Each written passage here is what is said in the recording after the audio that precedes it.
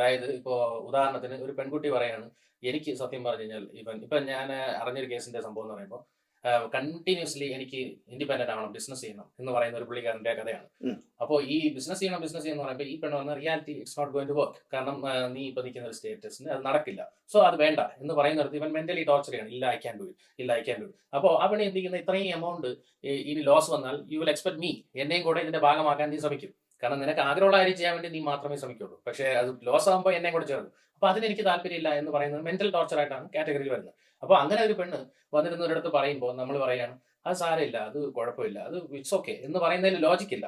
അതേസമയം ഈ പയ്യൻ പറയുന്നത് എന്താണ്, അത് എനിക്ക് എന്റെ പൊട്ടൻഷ്യൽ ഇവർക്ക് ഇറങ്ങാത്തതാണ്, ഞാൻ എന്ത് ചെയ്താലും പക്ഷെ പലപ്പോഴും ഈ പ്രശ്നങ്ങൾ നടക്കുന്നത് രണ്ടുപേര് തമ്മിലുള്ള ഒരു അണ്ടർസ്റ്റാൻഡിങ്ങിന്റെ പ്രശ്നമാണ് കൂടുതൽ. അവിടെയാണ് ഞാൻ പറഞ്ഞത് ബ്രോ, അതായത് അണ്ടർസ്റ്റാൻഡിംഗ് എന്ന് നമ്മുടെ ഒരു കാഴ്ചപ്പാടല്ലേ. ഇപ്പൊ ഞാൻ ചോദിക്കുന്നത് ഇതിൽ ആര് പറയുന്നതാണ് കറക്റ്റ് എന്ന് ബ്രോയ്ക്ക് പറയാൻ പറ്റും? ഇല്ല, ആരും പറയുന്നത് എവിടെ പ്രശ്നം എവിടെയാന്ന് വെച്ചാൽ നമ്മൾ ഒരാളുടെ